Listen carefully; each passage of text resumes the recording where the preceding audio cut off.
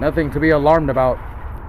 Mega tariffs, mass government layoffs / federal spending, those have been the headlines. But if you get your information from the Treasury Department's monthly accounting of its revenue and spending, things don't look nearly so dramatic, at least for now. Why it matters. For the first full month of the Trump's presidency, the government's cash flow statements provide precious little evidence of the sweeping economic policy change that the new administration seeks to deliver. That may well change with time, but for now, it suggests any economic impact of these policy changes will be due to shifts in consumer and business confidence, not the direct result of customs duties collected or slashed spending. Moreover, it's a reminder that even seemingly big numbers about public employees fired, contracts eliminated, or tariffs raised aren't that big relative to the entire federal budget or the massive U.S. economy.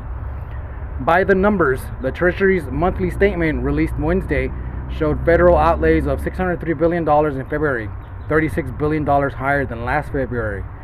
The biggest drivers of the rise were higher Social Security payments, reflecting the annual cost of living adjustment to benefits and demographic change, and higher interest costs, reflecting higher debt and old, low-rate debt. On the revenue side, tariff revenue was $7.2 billion in February, up from $6.7 billion a year earlier. The increase reflects both Trump's tariffs on Chinese imports enacted early last month and Biden administration tariffs on China implemented last year.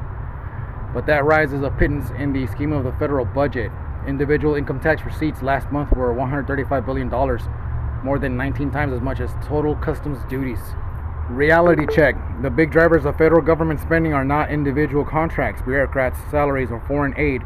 Rather, they are popular social welfare programs, Social Security, Medicare, and Medicaid, along with the defense spending and interest on the debt.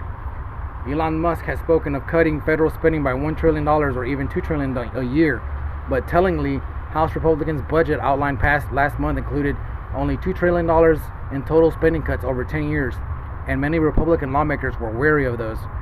Tariffs may pack a significant punch in disrupting trade patterns, but their contribution to federal revenue, at least at anything resembling current rates, is small.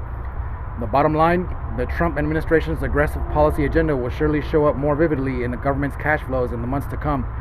But for now, its biggest economic impact is in changing the vibe rather than how cash flows in and out. Still too early to tell anything.